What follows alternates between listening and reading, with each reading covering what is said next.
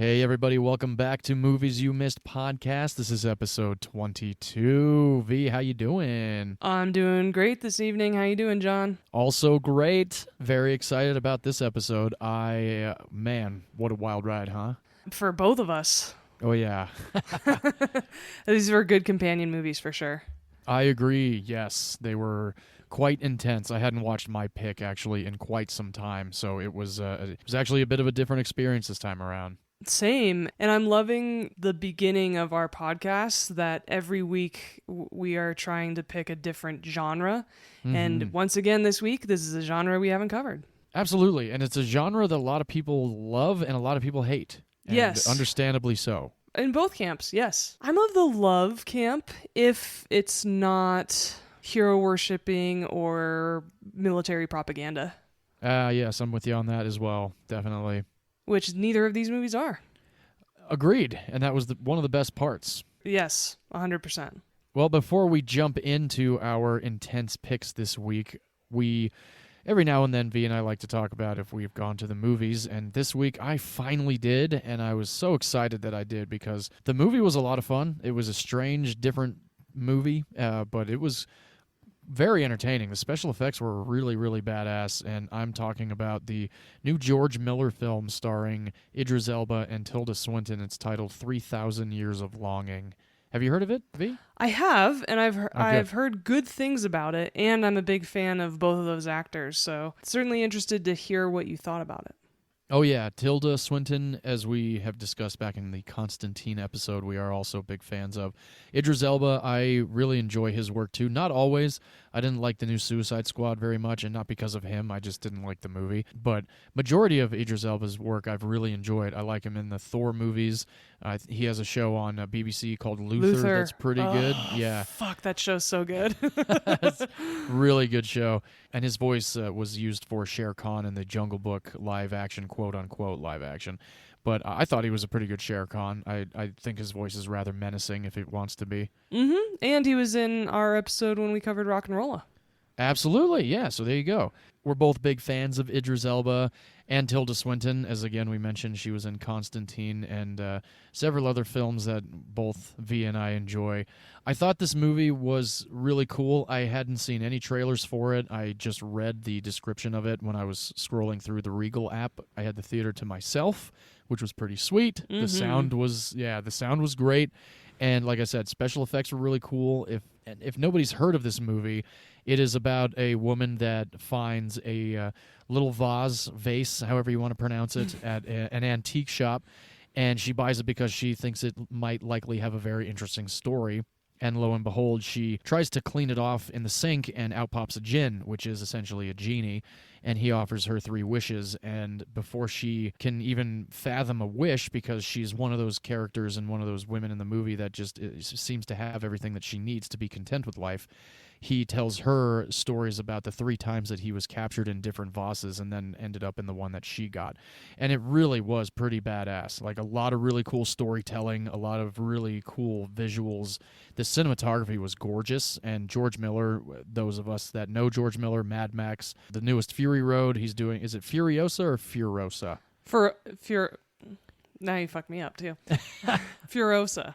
Furosa, yeah, with Charlize Theron, so very much looking forward to that. And if anybody saw Fury Road, I mean, that was a fucking spectacle of a film. Mm-hmm. That's a perfect description of that movie. Oh, it's so badass. I got to tell you, when I saw the trailer for Mad Max Fury Road, I was like, well, I think we've seen the movie, but I want to go see this with the actual sound, instead of the trailer. Oh my gosh, what a killer movie. And I never saw it in theaters. I was so mad. I was so That is one of that is one of those epic action movies that you have to see in theaters. That is a bummer. I never got around to it, especially when he did the re-release in black and white. I never got a chance to see it in theaters. I think it was better in color. Oh, really? I really do, yes, because, again, the cinematography, it's a spectacle, and the colors are extremely vibrant. They play off the desert so well. I prefer it in color. And, all right, well, I haven't seen the black and white. And I loved Nicholas Hoult in that movie, and my sister and I, when things aren't, like we're kind of having a bad day, we quote each other, and we're like, what a day! What a lovely day! It is such a badass movie. I love Tom Hardy in it. I do like his character and of course Charlize Theron. and it's a trippy ass flick. But I did finally see it. I rented it, and then I actually don't own it yet. But it's one of those that's on my to own list because it's every now and then I just got to see those crazy action sequences that were majority practically done. So that's just impressive as hell. And for any of our returning listeners, they are certainly getting to know us and our love of practical effects and stunts Yes, in indeed. movies. Absolutely. So yeah, 3,000 Years of Longing. I will definitely watch it again. It was really, really cool. Awesome. Well, I'm glad you had a good time with it. Thanks, me too. I was very excited to go to the movies again. But anyway, other than that, I don't think, V, you went to the movies this week? I haven't, but there are 2 events coming up in theaters over the next week. Oh, I got your email. You did? Okay. I did. I saw it this morning. And oddly enough, I meant to text you instead of responding an email, and then I put my phone down and I spaced it. So I apologize. Welcome to my life. That's what I do literally all the time, which because I texted you, text me, and then I forget to text you back. That happens on a daily basis. Right? Exactly. Yes. So we record our episodes a few days before the release on Wednesdays. So for us, this is tomorrow. But for our audience, this movie is now out. Moonage Daydream, the David Bowie documentary, Oh, yes. is getting released on Monday the 12th. Oh, awesome. Oh, yeah. So pumped for that. I can't wait. I saw the trailer for that on Instagram. I was scrolling through and it Yes. popped up and I was like, V, do you know about this? And then you sent it to me and my head exploded. It was great. I can't. Yeah, I have got to see that. That's a theater worthy for sure. It's also going to be released in IMAX. Oh, that absolutely. Right?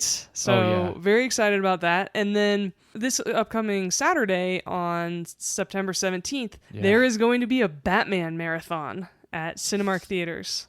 It is Batman Mask of the Phantasm, which is one of my all-time favorite Batman movies. It's an animated movie, which is going to be on this show at some point. Yes. The original Batman with Michael Keaton by Tim Burton, and then Batman Returns.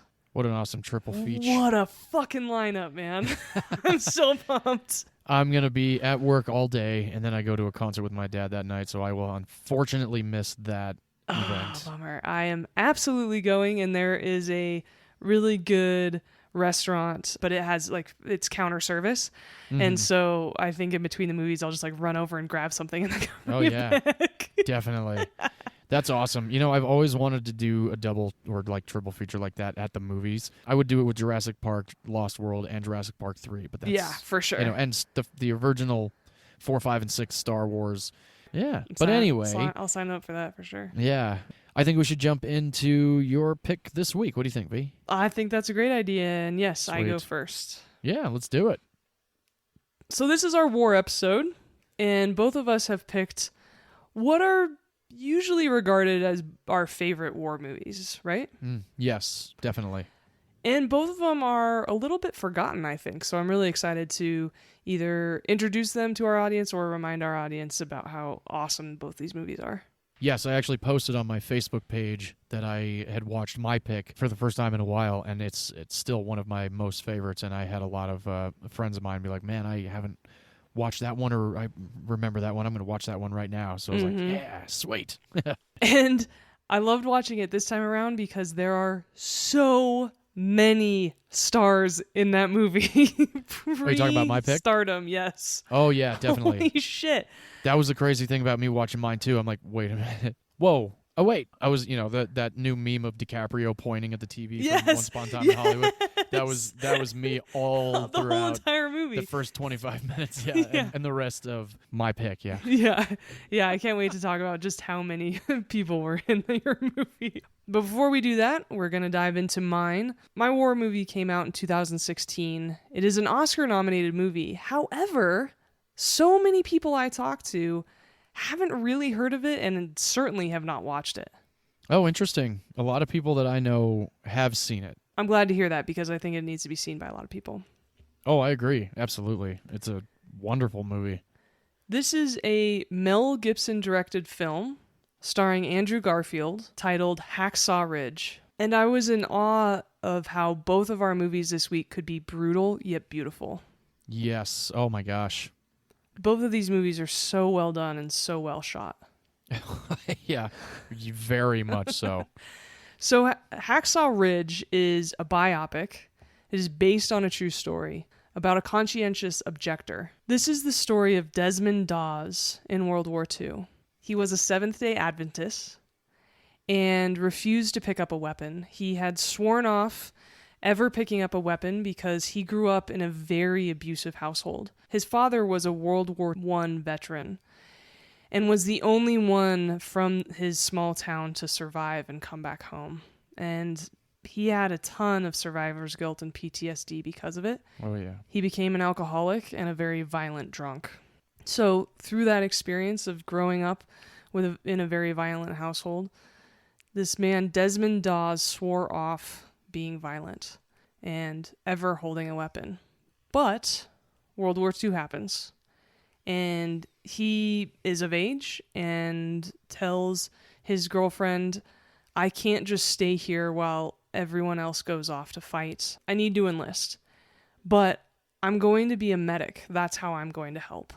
He goes to basic training and immediately runs into a lot of resistance from his commanding officers as well as the rest of his squad because he will not pick up a weapon. They start calling him a coward. They want him to resign. They want him off the base. They definitely want him off their squad. And he fights to stay in the army and help out as a medic and brings it all the way up to a military tribunal.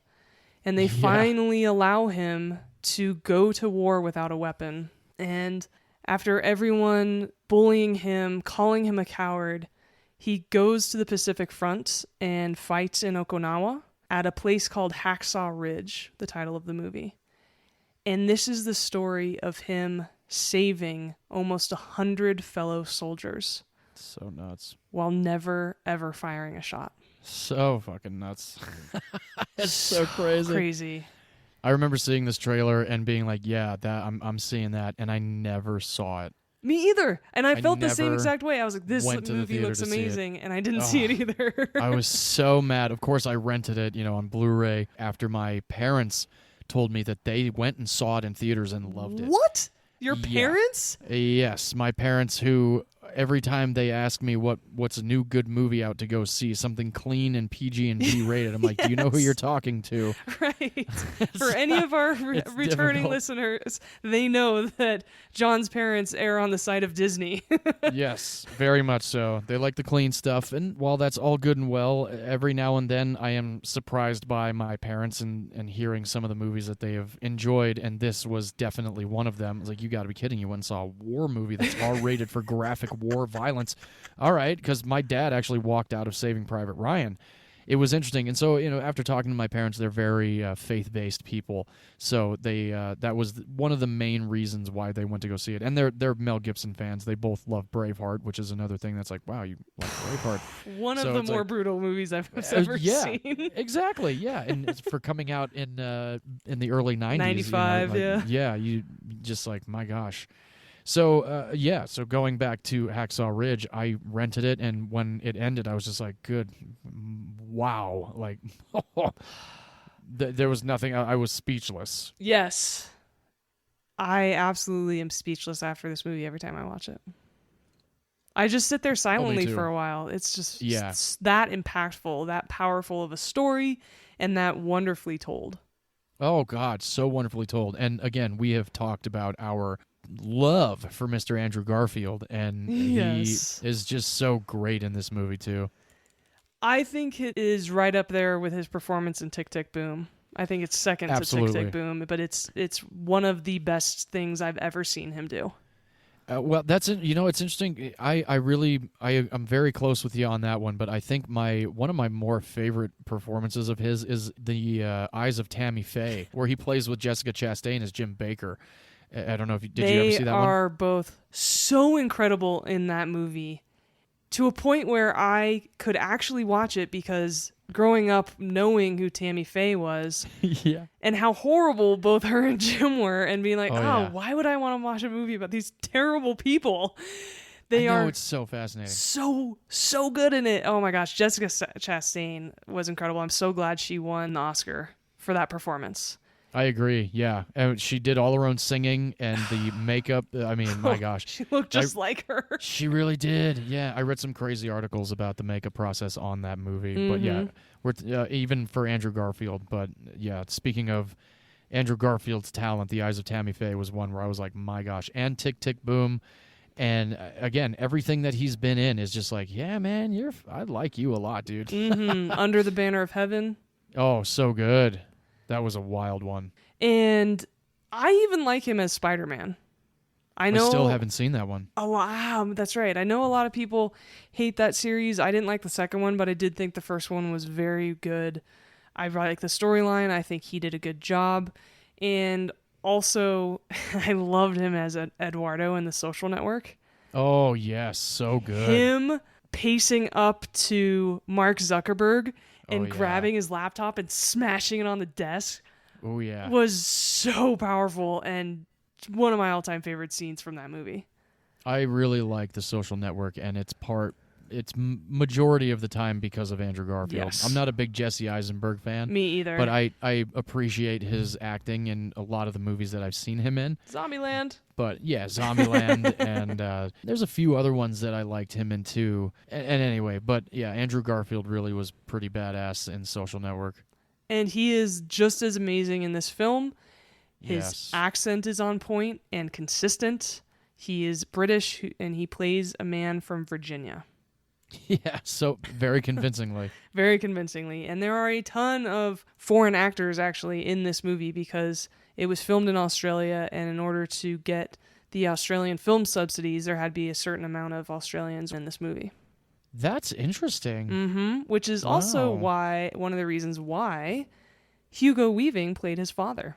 Oh, wow. Hugo Weaving is Australian. He is, of course, most recognizable as Agent Smith in the Matrix series. Right. However, I love him in V for Vendetta. Oh my God, yes. V for Vendetta is a bitchin' ass flick. It is. Definitely watch that movie if you haven't ever before. Oh yeah, I saw that in theaters too. I remember loving Me too. that movie. Yeah. It's honestly been on my to buy list for a while, and I think the 4K just came out, so I might have to get Remember the 5th of November. Yes, do it. Yes. And Hugo Weaving either had some great intuition or a fantastic agent, because in the early 2000s he was part of two of the biggest trilogies there were, which is The Matrix and Yes. Lord of the Rings. That's right. Yes, He's he was Elrond. in Rivendell. Yeah. Yeah. Oh man, that's wild. Yeah. Nice picks. And Yeah. I also loved him in an 80s movie that is a cult classic called Priscilla, Queen of the Desert. Oh, really? Never heard of it? Never seen it. It is about drag queens. Oh. It is based in Australia. It is an LGBT favorite as well as just a glorious story. Oh, interesting. Yes, All right. very well, fun. maybe throw it on the list and we can give it a shot Oh, okay. for our next LGBT. Nice. That would go be a around. good one. He is incredible in this film as well. Yeah, he really is. He does a phenomenal job portraying a broken man with PTSD. Oh yeah, my gosh, does he ever?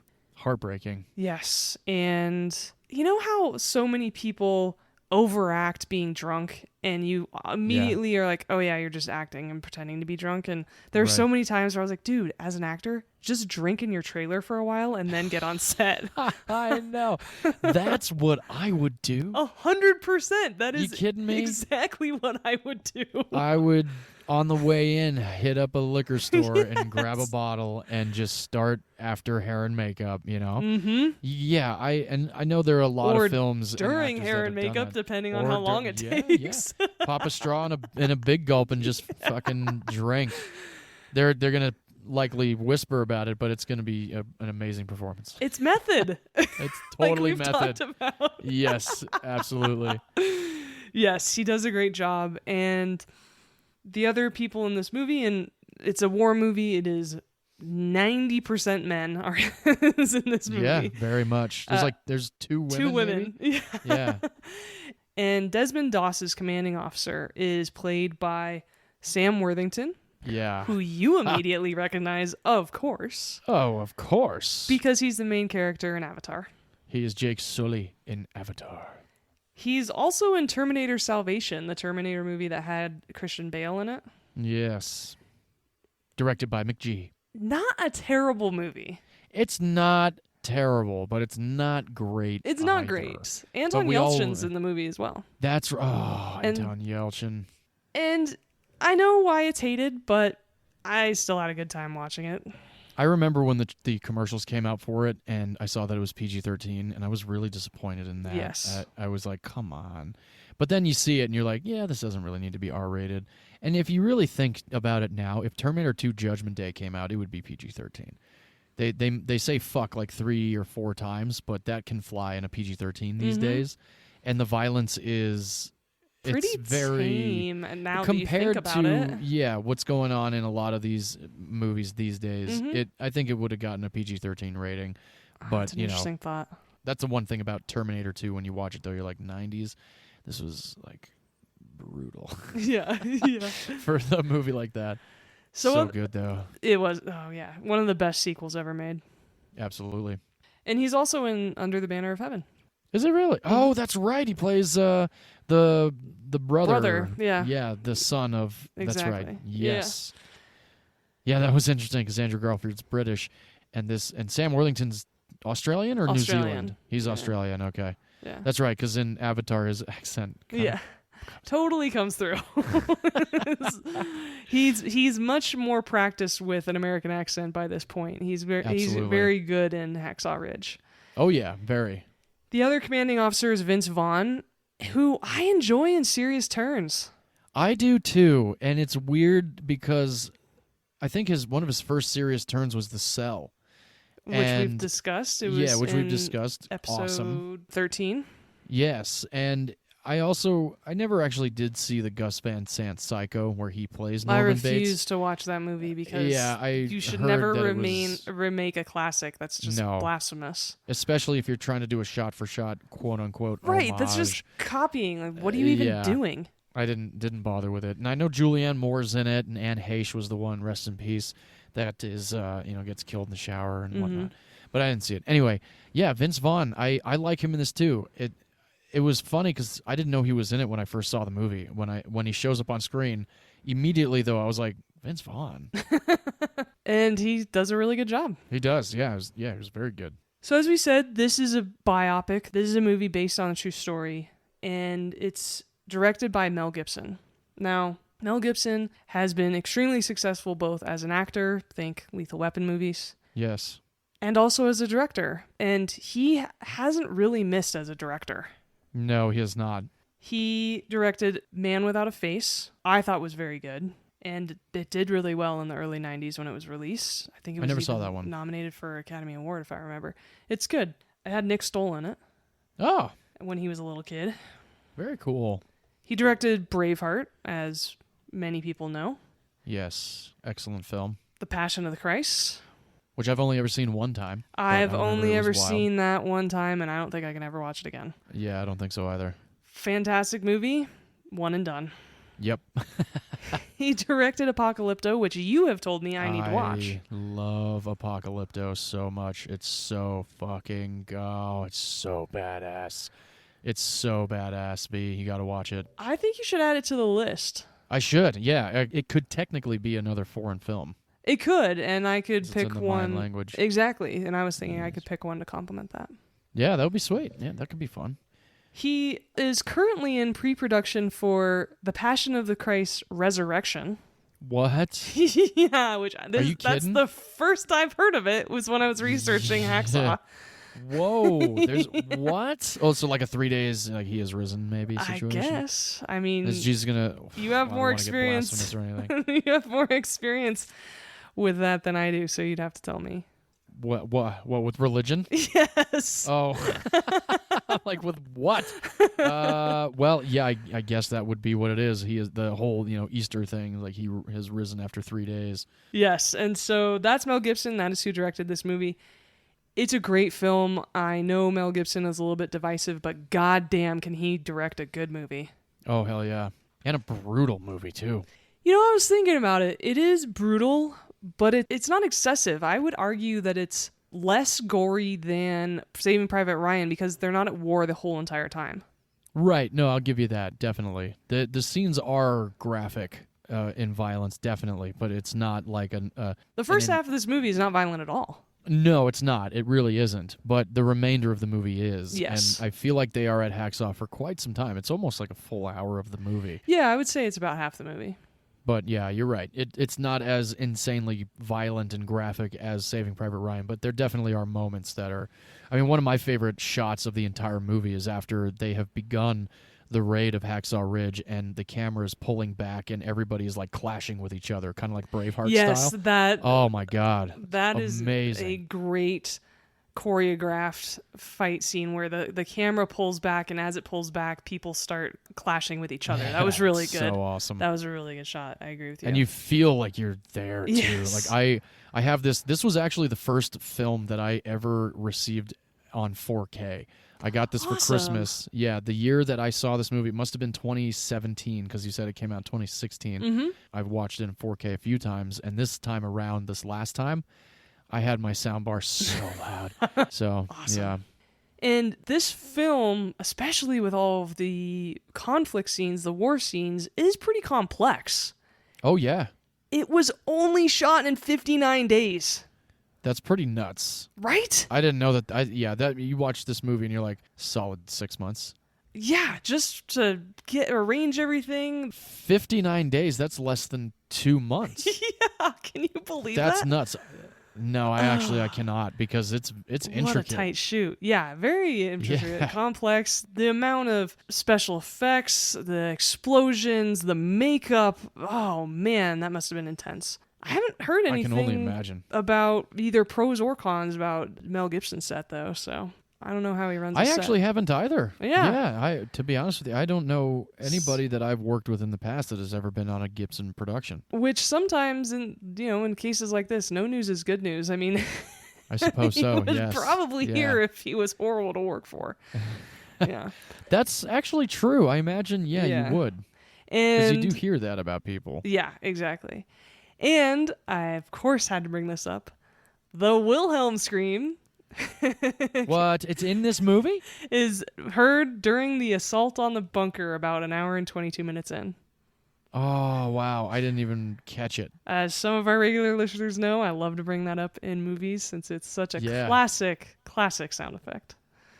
Wow. I can't believe he used it in this movie. That's interesting. I know. This film received a standing ovation that lasted almost 10 minutes at the Venice Film Festival in September of 2016. Wow.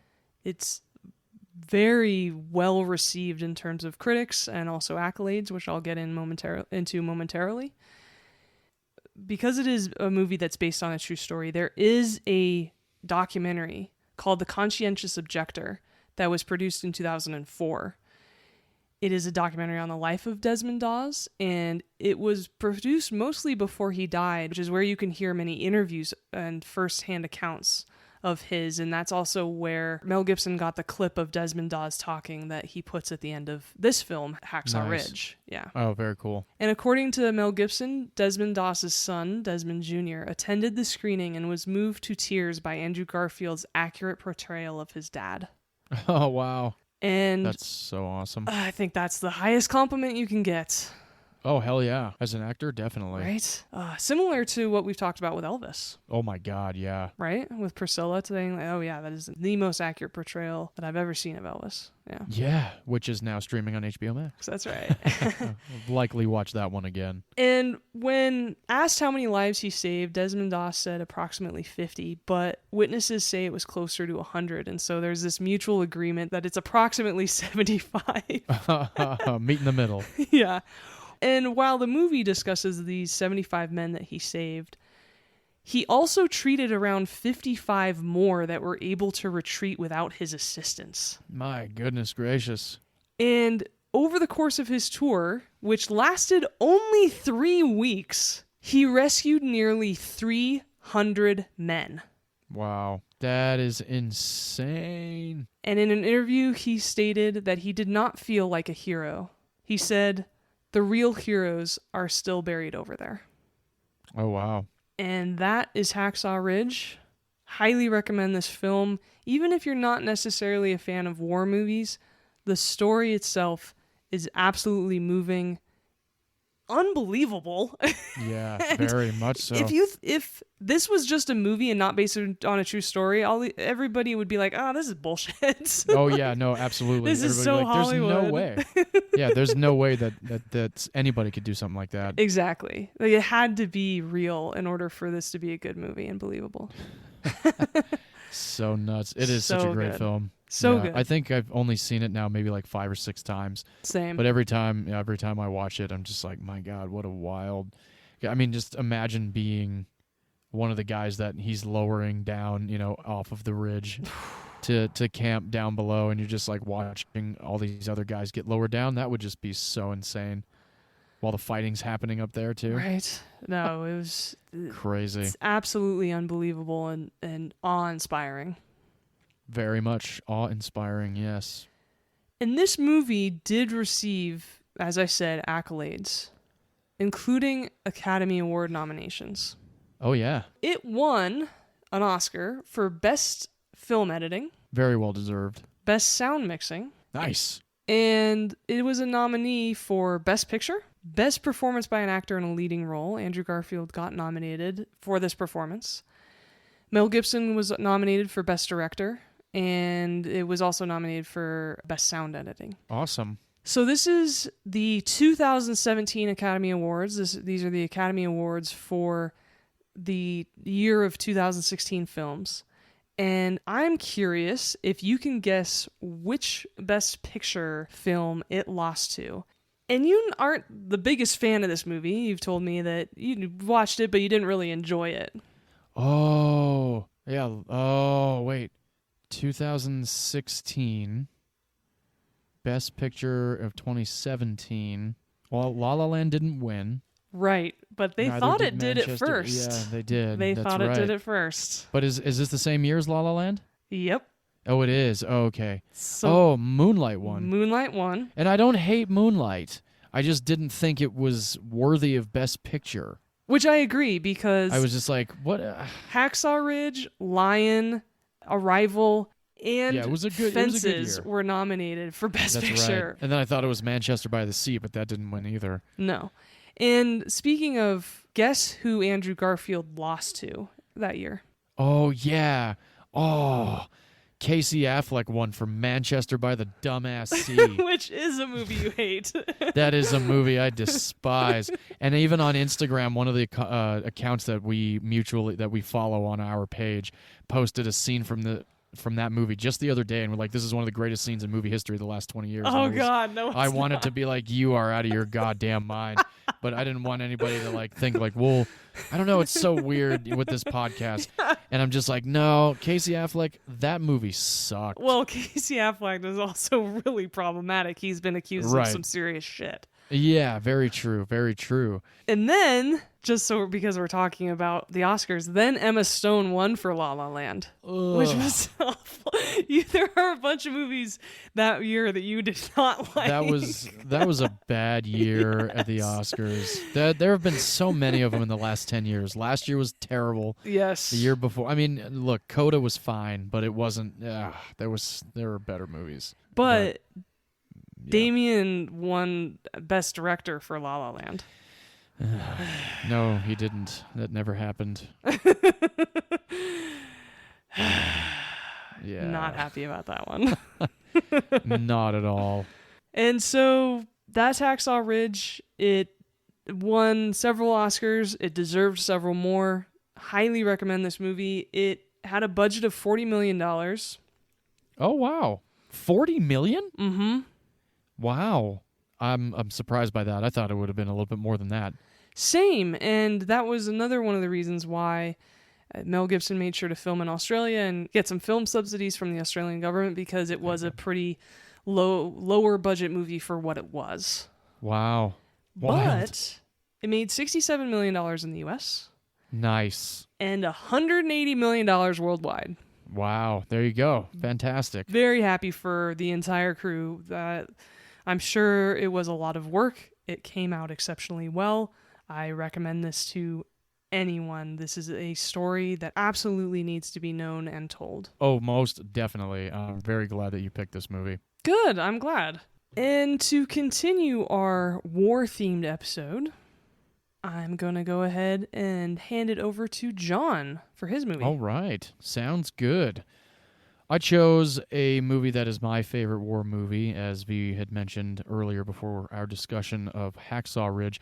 I have been watching war movies since I was, I guess, old enough, because I didn't actually see Saving Private Ryan until after I was 15, and I had received The Thin Red Line for Christmas after it had come out on DVD. And after watching The Thin Red Line, which was a different type of war movie, and Saving Private Ryan, I really got into both the slow burn war movies and the really intense, right off the bat war movies. Mm-hmm. And I feel like Black Hawk Down is in the middle of both of those.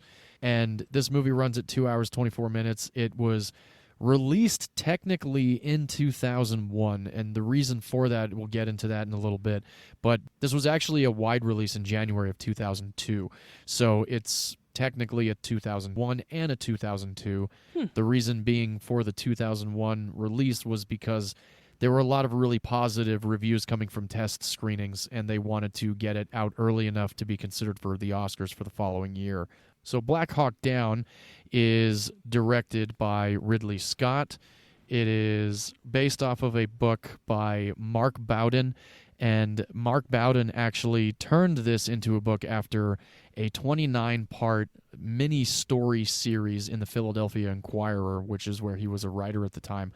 And then several different writers kind of got a hold of the idea of making this a screenplay. Ultimately, Ken Nolan came about being the credited writer for it.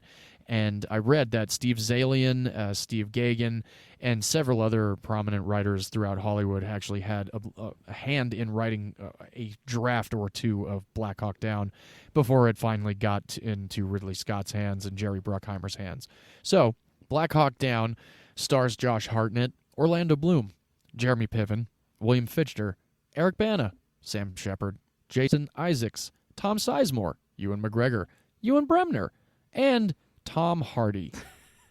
And it keeps and going. And so many more names. It just keeps going. It really does keep going. Kim Cotius is in this. We have the gentleman that plays Jamie fucking Lannister in this movie. We have Phil Dunphy from Modern Family. Ty Burrell was Phil Dunphy in Modern Family. And Ewan Grufford, who was Mr. Fantastic in the Fantastic Four movies. That's right. Oh my gosh, yes. Yeah. So really just so many people in this movie. And this film is set around the 1993 Somalia in Mogadishu takeover by Muhammad Fahara Ayadid. And my film is also like yours, V, based on a true story, based on actual events. As the movie starts and the producer credits disappear, the first thing that we see on screen is this is based on an actual event. So you take that into account when you watch a movie like this. And, just Saving Private Ryan took place during the Normandy invasion. And, however, there may have been a Private Ryan, but I don't know if there ever was a situation like in Private Ryan. Whereas in Black Hawk Down, this actually happened. And in Hacksaw Ridge, that actually happened as well. Mm-hmm. So these are pieces of U.S. military history, which is pretty awesome. And, to really think about, like, this is actually something that went down. And not that it's awesome that it went down, but you know what I mean. Mm-hmm. We learn about a civil war going on, although this really has become a genocide. He's been seizing the ports of all the food shipments to fight famine, and we keep learning about the horrific events that this guy is allowing to happen and using hunger and starvation as his weapon of controlling the people. And we also learn of the 106th Army Squadron. So we have a plethora of United States Rangers, generals, and Army men that are over in Somalia that are planning on getting this warlord. And unfortunately, they're unable to really locate him, kind of like how, majority of the time the warlords are very difficult to find. The operation of capturing this warlord, Ayadid, is only supposed to take just about 3 weeks.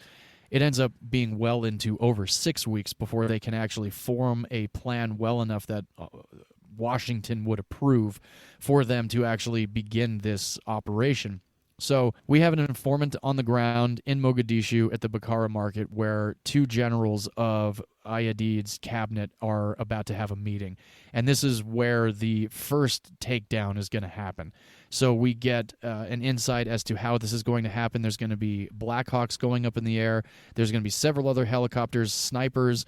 There's going to be men on the ground. There's going to be a convoy to extract these people, take them back to the base, and then hopefully talk one of them into giving Ayadid's whereabouts, away. Make them talk, that kind of situation.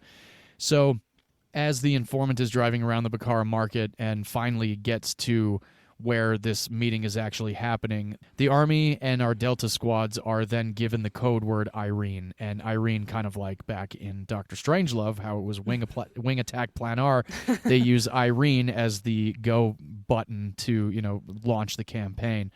And as the campaign goes underway, it starts to go almost flawlessly. They grab these guys, 1, 2, 3. They get them in the convoy. And then after that is when all hell breaks loose. The Somalians start to fight back. The militia starts to come about. RPGs are flying. Bullets are whizzing by. They have been told, leave no man behind. They have been told not to fire unless you have been fired upon. And every now and then, there's a guy that's asking the guy next to him, do we shoot back? And I always find that almost kind of funny because I feel like I would do the same thing. Yeah.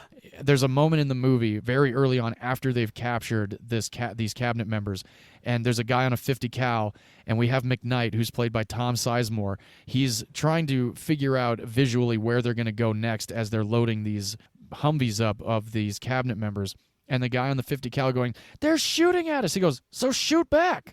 It's like there's nothing. You shouldn't be thinking about this. Like, shoot the fuck back. I love Tom Sizemore in this movie, and I think it's about the same character he plays in Saving Private Ryan. Oh, absolutely. Yeah, there was typecasting there for sure. It was great. I don't think there was a character there. I feel like that was Tom Sizemore. Oh yeah, and I've never met the guy, but I feel like that was him. Totally happy with that because he's great as this character in war movies. Oh, so good, so good. So and I do fun. love him in Saving Private Ryan. He's great in that movie. But yeah, so after these guys are extracted, unfortunately, one of the Blackhawks does go down, hence the title of the film, Black Hawk Down. The Black Hawk going down was actually done practically. It was done by very strategic flying by a pilot of a Black Hawk, and the only thing that was computer generated other than the sand was the rotor hitting the sand after the helicopter crashed. Holy so shit. Learning that is absolutely fucking insane. Yes. Like, you have got to be like the most... My gosh,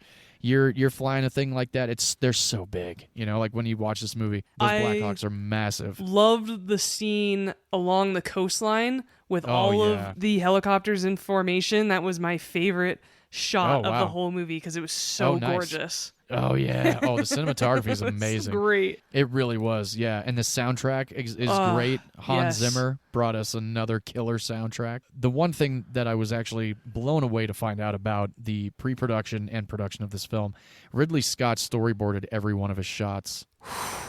Every one of his shots. And it is a fast-paced movie during the battle scenes. Yeah. There's a lot of editing.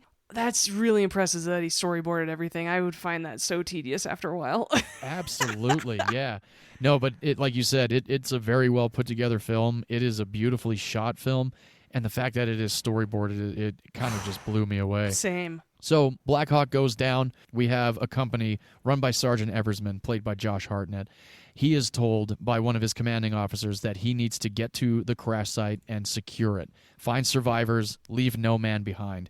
That has been the tagline of Black Hawk Down, and this is actually something that was true about the operation, that they did not want any men left behind, KIA or no. And the fact that they actually brought everybody home, if they were a KIA or not, is one of the things that makes me cry every time about this movie. The ending of this movie always makes me cry. It doesn't. I don't know why. I've never cried during Saving Private Ryan. I've never cried during Thin Red Line. This movie has made me cry every time I've watched it. Huh. I can see that. Yeah, it's that. Wild. Probably because you know this movie's true. Maybe, yeah. It is also one of the few war movies where I feel like I'm with them. Oh, absolutely. That's what I'm saying. The cinematography is so amazing. Very intimate movie. Yeah, you're not watching it from afar. You're No, there. Yeah, you are and absolutely fucking there. there's a lot of scenes that I really love, especially when RPGs go off, when a lot of the guys get blown to the ground and the camera falls with them. And it's almost like the cinematographer or the camera operator just like threw the camera. Yeah. But I feel Probably like it was through themselves because the camera's worth yeah. more than they are. Exactly, yeah. No, and you do hear about that, like stunt cameramen like really getting into it. Oh, so yeah. there's a lot of really fantastic shots in this movie. And beyond this first Black Hawk going down, a second one is then shot down, and then another company is told to go secure the location and search for survivors and bring them home too. So the movie then becomes a extract these guys, also secure 2 sites, and we'll pick you up when we can. Just fuck up. It just pissed me off. I texted you in the middle of this movie. I am so mad right now. Oh yeah. I was because pissed. we have the guys in the air watching this raid from above, giving them directions that are all terrible. They're like, oh, no, you can't go left or right because of this. You got to go the other way. And it's like, we just came from that direction. Like, McKnight is told to go back the same way 5 or 6 different times. After 5 of his guys die on that trek. Oh, yeah. God. Or it's like, hey, turn right. And Tom Sizemore's like, dude, I already passed the turn. What the fuck? Yeah. It's so messed up. Chaotic. It just yes, the perfect word, chaotic. But it's done to a point where you can still follow along. There's a lot going on. There's a lot of different characters that have a lot of purpose in this movie that you need to be with at the right moment. And one cool thing that I think is very mind-blowing is a lot of the radio chatter that you hear in this movie is from the actual operation. Whoa. Yeah, it's not That's from intense. The film itself. And Sam Shepard, who plays General Garrison, is actually watching true footage, not footage shot for the film. So that is another thing that just like sends a chill down your spine. It's like, okay, we're on set, but hey, Sam, we got the real footage. Of like men dying. Could you, that acting with real footage like that? I mean, I thought he was great in this movie. He was fucking killer. Really, really good. But everybody is also really good in this movie. Everybody's believable. And again, this is another film with a lot of British and Australian actors in it. And they're playing Americans. And Ridley Scott is British. Mm-hmm. So, Jerry Bruckheimer's American. But oddly enough, this is one of Ridley Scott's most favorite films that he's ever directed. And of course, understandably so, it is a magnificent fucking movie. It's so damn good. It is. And I wonder if it's easier to follow and therefore gotten better over the years because all of these men are now so recognizable. So when you're following Tom Hardy, you're like, oh, okay, I know exactly who that is because I recognize him, right? Yeah. Or when you're following Eric Bana, oh yeah, you can remember all these guys because you actually recognize them. Maybe. And I wonder if that's why I really enjoyed this viewing of it versus previous viewings. I think I've only seen this movie 3 times. And the first time I saw it, I was like, yeah, it was good, but it definitely didn't impact me the way it impacted me this time around. Oh, awesome. I remember the first time I saw it, I only had seen about 25 minutes of it. A buddy of mine and I were flipping through HBO back in the day. This was high school for me. And it was the moment when these guys are running through an alleyway and all of a sudden a bullet comes out of nowhere and like clips a guy's thumb off. Oh, yeah. And yeah, that close up of his fucking thumb. You're just like, ooh, ooh, ooh, ooh. It's like, I always like shake my hand off. I'm like, fuck. And there's a lot of other really brutal moments that you're just like, oh my God, like I grabbed my sides like watching this movie. Like there's 1 or 2 moments in this movie especially. I'm not going to give it away if you haven't seen Black Hawk Down, but they're just ingrained in my brain. And so anyway, going back to only seeing the first 25 minutes, I was really into it and I wanted to finish the movie, but we ended up either going out, I can't remember what the hell happened. But I went to Best Buy a few days after, and I bought the DVD, and I watched the movie from beginning to end in my bedroom with my volume on my computer very loud. But I remember, like, when it ended, I was just like, good Lord, that was a spectacular film. And just like my movie, the violence is not gratuitous. No, it's not. It is brutal. It is a war movie. It is realistic, Let's put it that Very. way. Oh, These are yeah. realistic war movies. This is not Tom Cruise never getting hurt. No, it's not. But it's not gratuitous. These are not Quentin Tarantino movies. This is not violence for violence sake. These are all violent for a purpose, and I think that's why war movies can be easier to watch even for people who don't enjoy violence in their movies. I think that's good. The thing I like about this movie is that everybody has that sense of humanity in them. And there's not one, it's kind of like in World War II movies where you have there's like one or two guys from like New York or like the South. They're like, I'm here to get them fucking Germans, like that. I'm here to kill the Jew haters or whatever you want to fucking say. And in this movie, there's one moment where Josh Hartnett's character Eversman is like, oh, you like the skinnies? They call them skinnies. That's their derogatory term for them. And he says, it's not that I like them, I respect them. And I also figure, we can either sit back and watch the country destroy itself on CNN, or we can get involved and help.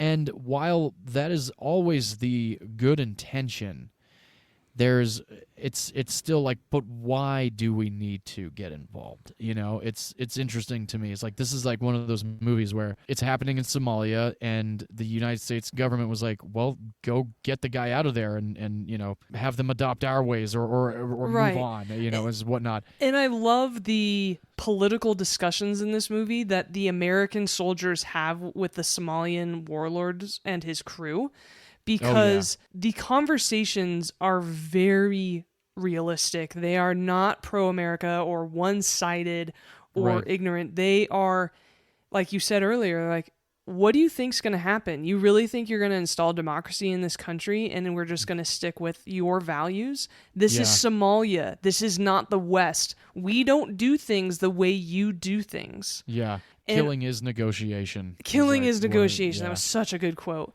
It was I've always, that scene when that pilot is kidnapped and held for essentially for ransom, the moment the guy's like, well, you have the power to kill but not negotiate. You see here, killing is negotiation.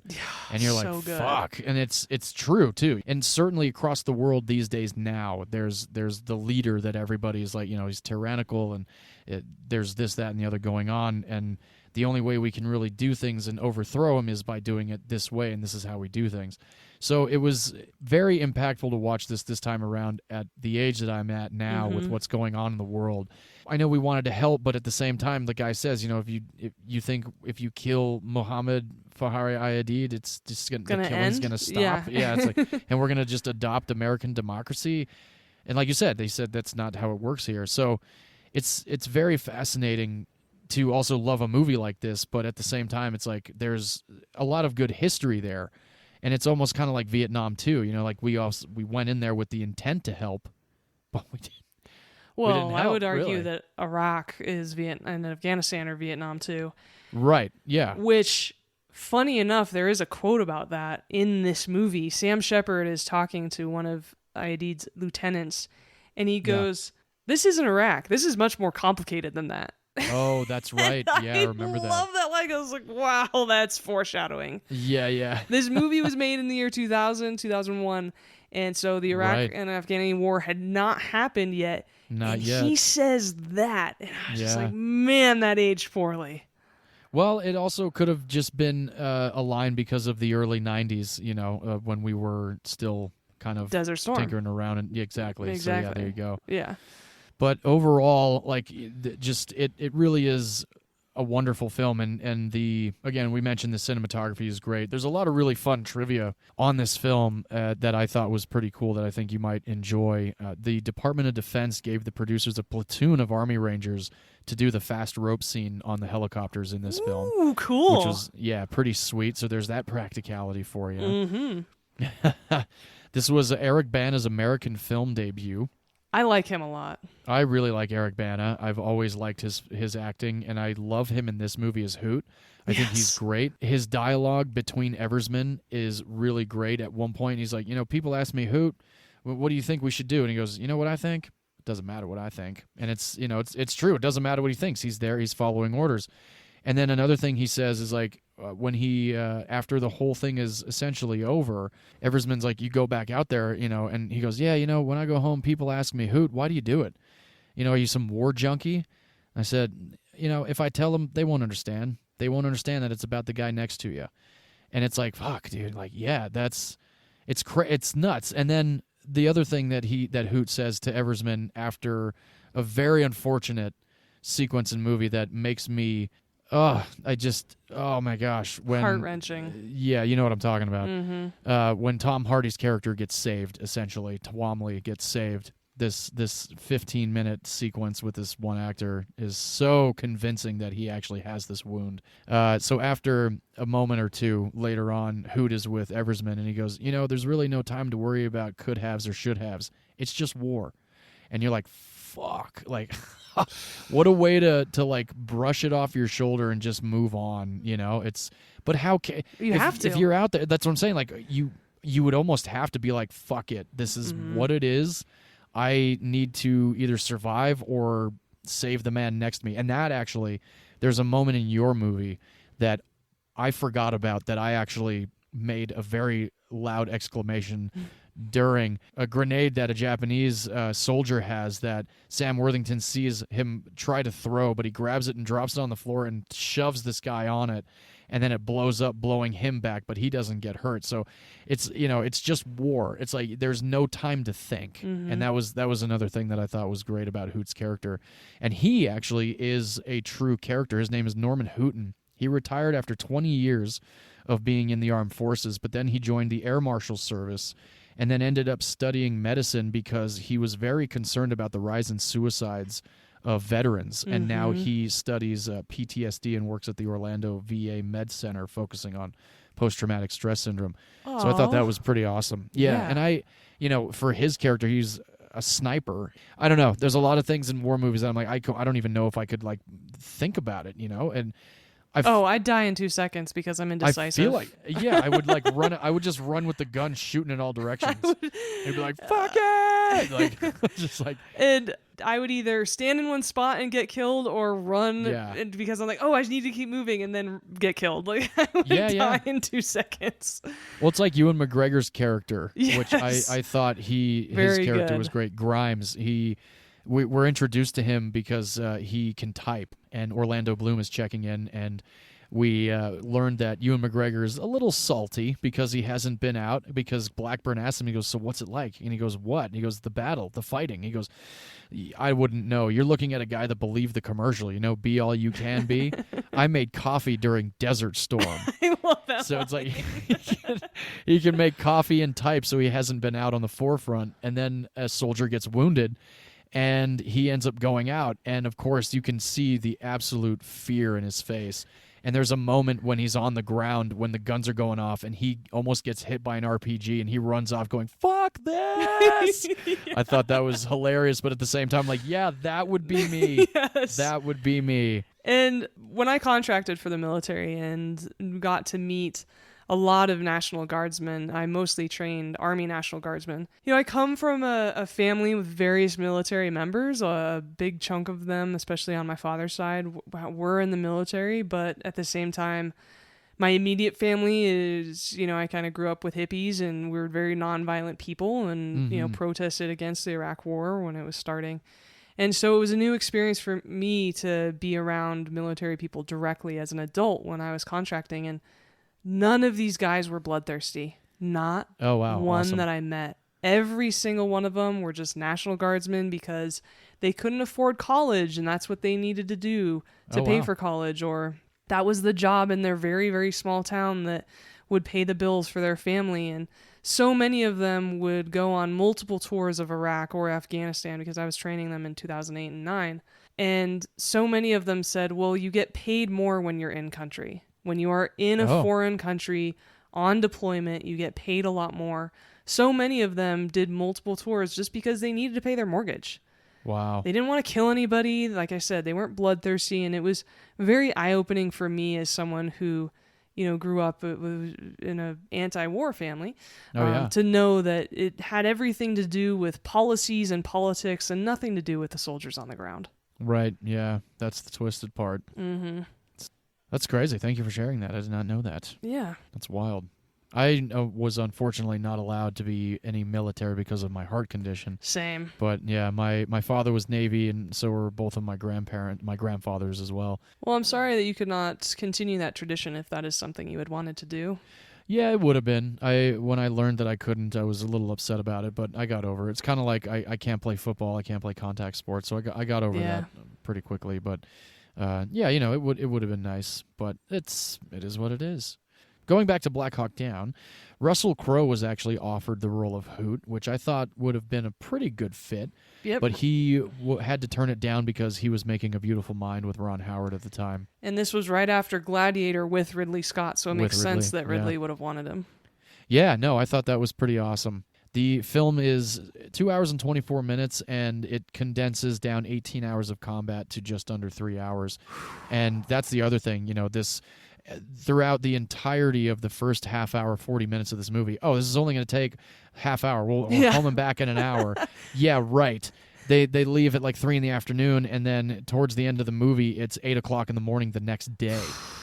So yeah. it's and they're like, it doesn't take as long as it's going to. You don't need as long as you think it's going to. You don't need water. You don't need night vision goggles. Oh, we'll be back my in 30 gosh. minutes. You're like, I fuck. Yeah, Grimes is filling up his canteen, and like, Grimes, you're not going to need that. We're going to be back in 30 minutes, man. It's like, just let him fill up his water, And the whole blood type thing on the duct tape on the shin guards.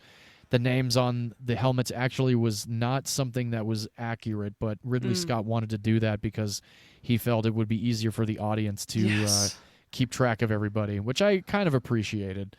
And Ewan Bremner and Ewan McGregor actually worked together in my ultimate favorite film, Trainspotting, which I thought was great to see them back together again. They have like one or two moments together in this film. And Ewan Bremner actually, I'm sure you remember the scene when he goes, "Just don't fire the gun too close to my head. I'm half deaf as it is." That was true. And Ewan Bremner lost his hearing for a little while after production of this movie because of all of the gunfire around his head. Shit. I know, poor guy. So I'm thinking like the scene when he's going like, like that, like trying to hear himself is actually real. Yeah. He's like, "What? I can't hear you." And I remember him from another war movie that came out right around the same time, also with Josh Hartnett, which is Pearl Harbor. Pearl Harbor. He's the stutterer. He's the stutterer in Pearl Harbor. Also produced by Jerry Bruckheimer. Yes, which is also a reason why it has that specific hue. Yes, it does. Yes. And Josh Hartnett actually was not really wanting to be in this film because he had just done Pearl Harbor, but Jerry Bruckheimer was convincing enough I hear to get he Josh can Hartnett. be. I like Josh Hartnett. I thought he was great in this. Maybe not Pearl Harbor, but I do like him in this that's movie. That's a sappy ass movie. Yeah. Yeah, a little bit. It really is sappy. Oh yeah. And we don't get sap in Black Hawk Down. We get all. a lot of real world tension. I was on the edge of my goddamn seat this whole movie. Oh, hell yeah. Absolutely. All the time, like we were saying, they keep getting wrong directions, and I'm sitting there watching it this time, like, Jesus, fuck. Like, it's like, that's just, that. Of course that's how it would be. It's like a film set. It's like, all right, we're going to start with scenes 3, 4, and 5. Actually, you know what? Let's start with scenes 17, 25, and 39. It's like, whoa. Obviously not the same at all. But, in regards to being jerked around, that's what I mean. Yes. So it kind of goes like that. Ridley Scott ended up dedicating this film to his mother, which I thought was sweet. And none of the film was actually shot in Somalia. It was shot in 2 different cities of Morocco. I love the first card in this movie that says, "Only the dead have seen the end of war." Yeah, that's powerful stuff. Plato, yes. Yeah, so that's Black Hawk Down, again released January 18th of 2002. It also had a limited release in December of 2001 because of early test screening positive reviews, so they wanted to get it out just before January to be considered for Oscar consideration. One of my favorite things about the release of Black Hawk Down was before it was released in January, but also before it was released in December, there was a screening held for a lot of the soldiers and rangers that were a part of the actual operation. Oh, shit. Yeah, pretty nuts. How was that reception? Apparently, it was very well received. Oh, and good. Yeah, the Ridley Scott was given many pats on the back for the authenticity of the portrayal of everybody in the film. Fantastic. Yeah, so that was really great to hear. And the cool thing about Black Hawk Down was it was nominated for 4 Oscars. It was nominated for cinematography, Best Director, Best Sound, Best Film Editing. It won Best Film Editing and Best Sound at the Oscars that year. So, and I got to be honest, every time I watch it, the sound is awesome. I mean, like every time the bullet zips by. And that's another moment in the movie when Grimes asks the guy laying down on the ground, he goes, "How do we know if they're firing?" He goes, "A snap is you can fire back, a zip is close by." And then they both happen simultaneously. And he goes, "They're shooting, they're shooting." So they start shooting at them. And yeah, it's really nuts. So I liked that it was nominated for 4 Oscars. It had a $92 million budget, and a lot of that was very likely locations, use of military aircraft, and the armed forces coming in. And this film actually was endorsed by the U.S. military, unlike Ridley Scott's other military film that you like so much. I wonder if you might know the name of that one. It was kind of the butt of a joke at this last year's Oscars. G.I. Jane. Yes. Apparently the U.S. military was not down with G.I. Jane. No shit. Yeah. I still have not seen G.I. Jane, so I'm not sure what that really means, but I will have to watch that movie now and figure that out. Well, and it's also opposite of a war movie I recently picked, Crimson Tide. Remember, they were not on board with that at all. Oh, right. And they did not help his brother, Tony Scott, in the making of that movie. Yeah, look at that. Interesting. So the budget was $92 million. The U.S. gross was only $108 million. It's a little disappointing. Mm-hmm. Granted, it came out in 2002, and we've done the year 2002 already, so it's very likely the reason why Black Hawk Down kind of fell under the radar of the top 20 of 2002. The number 1 movie of 2002 that year was Spider-Man. Then Attack of the Clones was number 2, and then we had Harry Potter Chamber of Secrets. So it was a very family-friendly year in the top 10 that year. The worldwide gross of Black Hawk Down was $172.9 million, so it did pretty well across the globe. I think it almost made its budget back then. It definitely made its budget back. Well, if you can include marketing, it probably didn't make any money, is what I'm saying. Oh, I see what you mean. Sure.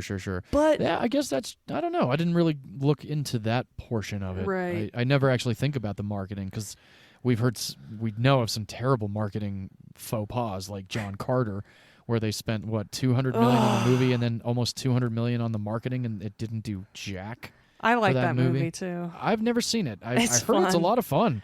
I gotta watch it. One of my all-time favorite sci-fi series written in, oh, wow. Who is one of the creators of the sci-fi genre, Edgar Rice Burroughs, and written in the very early 1900s. Oh, wow. And I love that series, and so yeah, I actually do enjoy that movie. Cool. And again, though, I wonder if being right after September 11th, no one had the stomach for a war movie. It's very possible. That's definitely possible. Which is why family-friendly films did so well in the early 2000s. Oh, yeah. That makes complete sense. Yeah. Because this was released January of 2002, and we were very still fresh on 9/11 of 2001. Yeah. I think that about does it, though, for Black Hawk Down, directed by Ridley Scott, starring Josh Hartnett, and just a whole bunch of other people. Yes, I think you can leave it at that. Yes, and I love that Tom Hardy's in this movie, too, and he's playing an American, and he's got... it's so great to see, like, a lot of these actors in this movie. Because even Orlando Bloom, he jumped into 2 franchises also. He had Pirates of the Caribbean, and he had Lord of the Rings. Yeah, and he was Josh a Hartnett baby in this movie. Oh, my God. Yeah, he was. She was so Definitely. young. Yeah.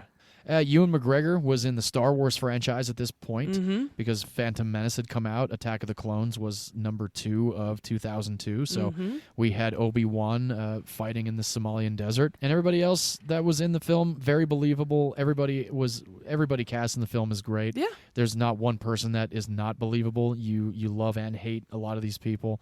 I thought Jason Isaacs was awesome in this movie. Another guy in a franchise, too. He was in Harry Potter.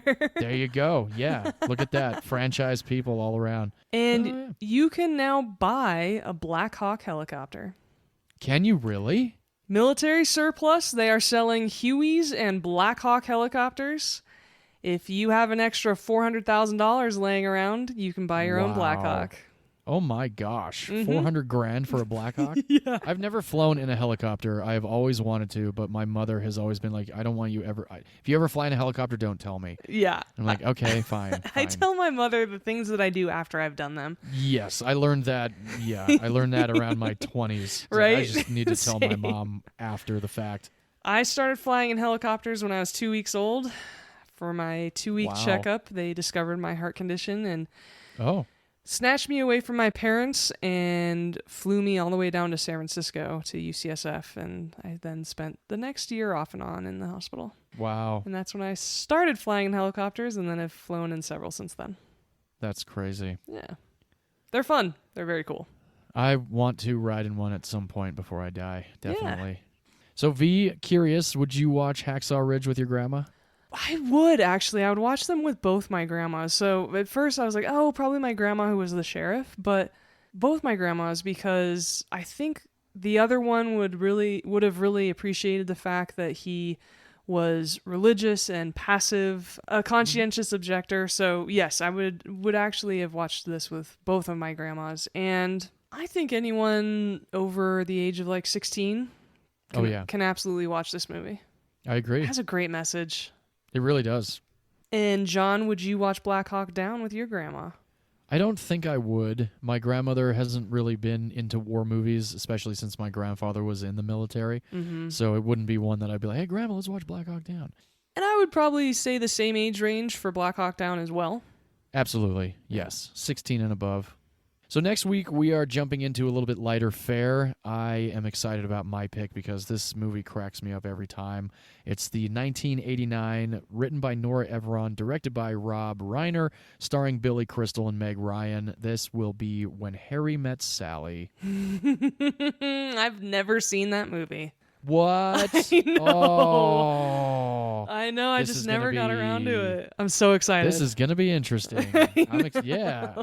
I'm excited to hear what you think about this one. And where can I watch that film, John? When Harry Met Sally is currently streaming on Netflix. For those of you that have Netflix, you can also rent it on Apple and Google for $3.99, I believe. And you also can watch your DVD copy if you have it, like myself.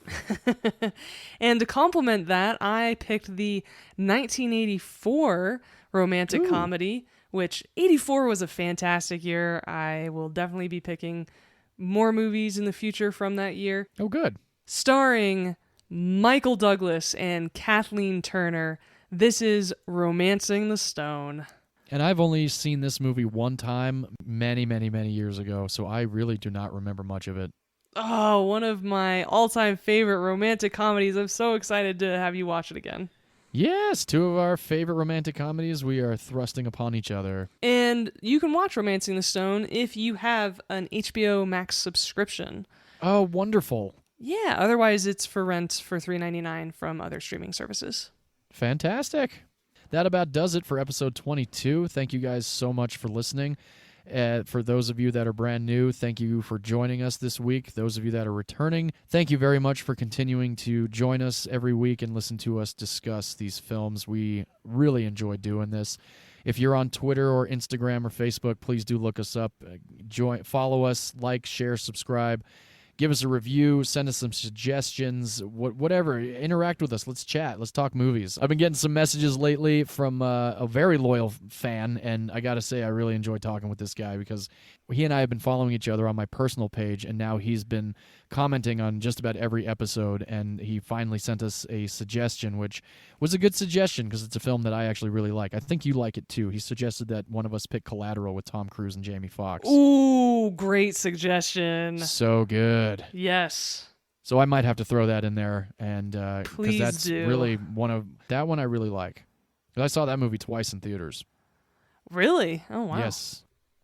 And beyond interactions, please, as John mentioned, write us a review on Apple Podcasts. It is so, so helpful. And we have a new one. This is from Boont Garden. Ooh. It says, movies you missed. We have enjoyed every episode and are so impressed with all the behind-the-scenes information, the fun facts, and detailed critiques. We especially enjoy the back-and-forth easy conversation, humor, and honest opinions. We look forward to all upcoming episodes and are inspired to watch or rewatch all of these movies. which is the Awesome. goal. So thank Yes, you. it is. Ah, Appreciate that. thank you for that review.